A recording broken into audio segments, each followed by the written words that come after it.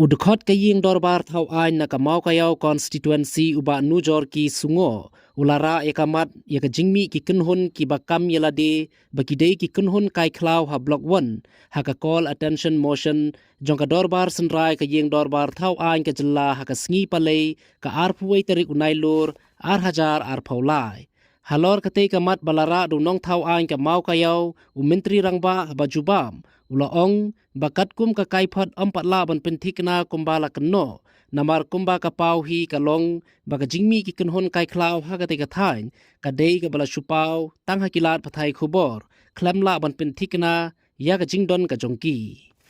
Thank you, Mr. Speaker, sir. Under Rule 54(1 of the Rule and Procedure on Conduct of Business, I would like to call the attention of the Deputy Chief Minister in charge home upon the news item published in Maupo dated 2nd August 2023 under the caption Mi ke Kynhun Kaikhlaw Tumai ki Karbi Chong Sir Hasipnar Basa Block 1. Mr. Speaker, sir, I would like to thank you for allowing me to raise this very important issue. And as we all know, and as we have seen that interstate border issue is one of the main priority of this present government, and I really appreciate the effort of the government and also the effort that has been put by the Honorable Chief Minister to resolve this very important issue. But, sir, I have some few submissions. First of all, sir, as I've said before, I would like to thank you for permitting my call attention. And this call attention is not only aimed at drawing the attention of the House, but more importantly, sir, to impress upon the government of the need to prioritize this matter, as it has the potential to disrupt the communal harmony in the disputed area, which are still under negotiation with the government of Assam, and this could arrest the peaceful approach of both the state governments. And this may lead to further delaying the ongoing border resolution talk. And also, sir, this does not augur well for the future of our state and especially of our brethren who have been separated from us by a notification in 1951 under the grab of administrative convenience then while we were under undivided Assam. Without going any further, sir, first I would like to submit my attempt at translating the news report that appeared in the local newspaper Maupo dated July the 2nd August 2023 under the caption Mi ke Kynhun Kaikhlaw Tumai Karbi Chong Sir Hasipna Basa Block 1, which when translated to English, sir, read as a new militant outfit of the Karbi has surfaced. Hasipna inhabitants of Block 1 are in fear psychosis. The report, sir, that was dated July the 2nd August 2023 read as follows. The inhabitant of Ilaka ng Labang ng Pulot, Pangam Raliang, publicly known as Block 1, have expressed their deep concern and fear at the surfacing of this new militant outfit known as the United Front of Karbi Long, UPF-KL, as per the local news report of the Karbi Anglong on the 29th and 30th of July 2023. And also, sir, two of the members of this outfit have been arrested by the police of Manja Police Station, Karbi Anglong, and whose name are Sanjay Ingti and Rajesh Pongcho, both residents of Jikendeng under Block 1 area. And from these two, sir, as per the report, the police have managed to seize 2 pistols, a hand grenade, and also, sir, at the same time, many incriminating demand notes have been recovered under the name of the UPF-KL.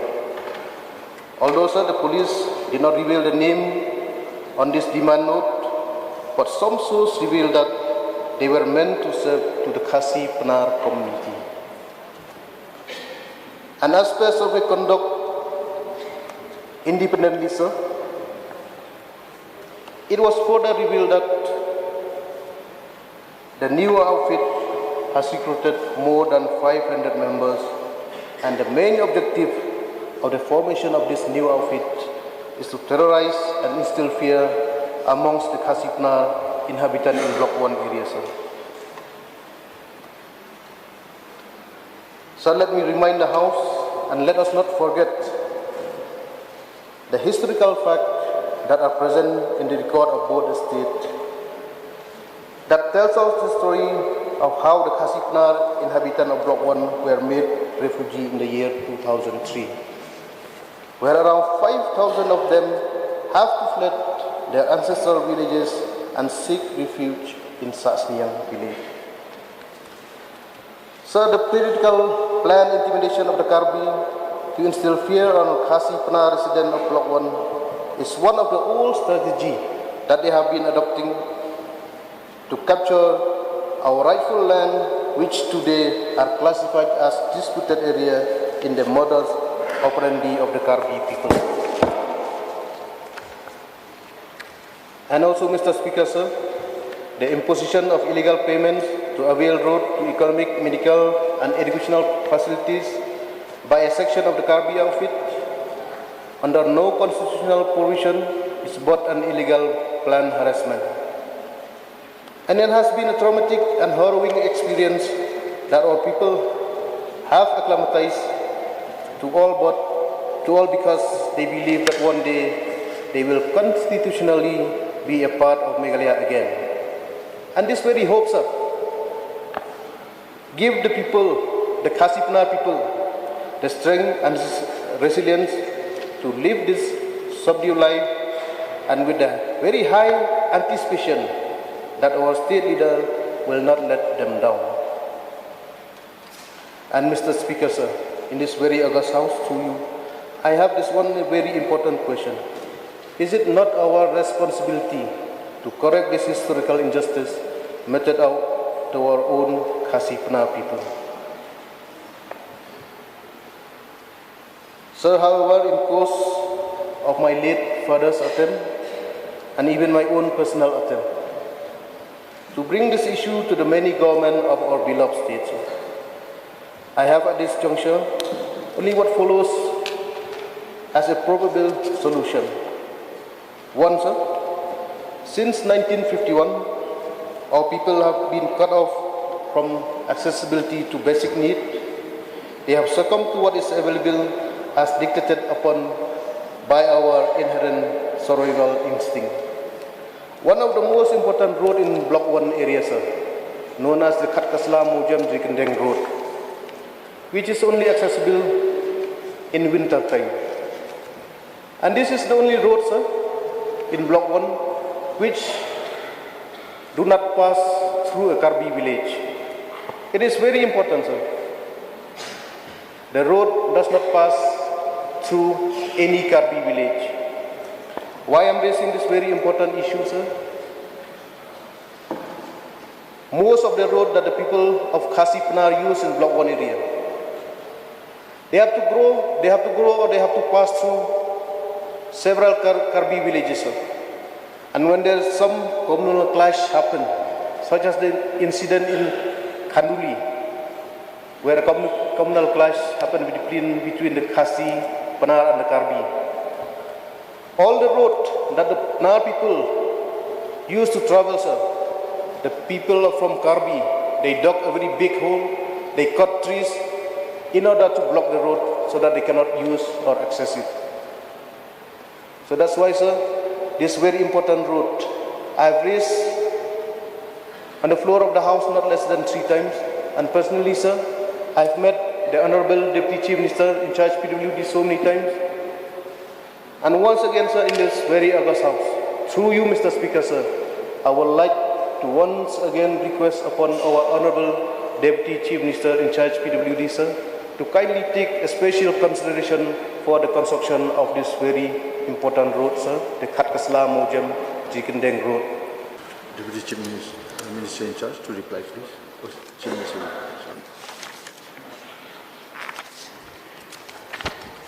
Mr. Speaker, sir, I am thankful to the Honourable Member, Shri Nujurki Sungo, for having tabled the call attention notice in this August House on the news item, which appeared in the newspaper Mopor dated 2nd of August 2023 under the caption Mika Kynhun Kaikhlaw Mai Ki Karbi Shongsiar Ki Khasip Nar Basaha Block 1.